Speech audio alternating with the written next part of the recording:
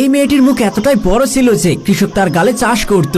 মেয়েটির গালে ভীষণ চুলকানি হচ্ছিল, তাই সে ডাক্তারের কাছে আসে। তারপর ডাক্তার মাইক্রোস্কোপের সাহায্যে তার গালে একটি কালো দাগ দেখতে পায় এবং ডাক্তার তার গালে লাগানোর জন্য একটি ক্রিম নিয়ে আসে। কিন্তু তারপর ডাক্তার দেখে যে সেই কালো দাগের জায়গায় একজন কৃষক চাষ করছে। এছাড়াও তার আশেপাশে আরো অনেক কৃষক কাজ করছে এবং সবাই অনেক খুশি ছিল, কারণ এবার তাদের বাম্পার ফলন হতে চলেছে। তারপর মেয়েটি বলে, তুমি কি দেখছো, তাড়াতাড়ি করো, আমার হাতে অনেক কম সময় আছে। তারপর ডাক্তার যখন মেয়েটির গালে ক্রিম লাগাতে শুরু করে, তখনই কৃষকদের দুনিয়া কালো মেঘে ঢেকে যায় এবং ক্রিমের বড় বড় ঢেউ উঠতে শুরু করে। সমস্ত কৃষক এত বড় ঢেউ দেখে ভয় পেয়ে যায় এবং নিজেদের প্রাণ রক্ষার জন্য দৌড়ে পালাতে শুরু করে। কিন্তু কৃষকরা কিছুটা দূরে গিয়ে একটি খাদ দেখতে পায়, যেটা পার হওয়া তাদের জন্য অসম্ভব ছিল। তারপর ডাক্তার কাঁদতে কাঁদতে ক্রিম লাগাতে থাকে, কারণ সমস্ত কৃষক মৃত্যুর আগে শেষবারের মতো তাদের পরিবারের সাথে দেখা করছিল। বন্ধুরা, এই কৃষকরা কি তাদের জীবন বাঁচাতে পারবে তা জানতে পার্ট 2 দেখার জন্য এই ভিডিওতে একটি লাইক করে চ্যানেলটি সাবস্ক্রাইব করুন।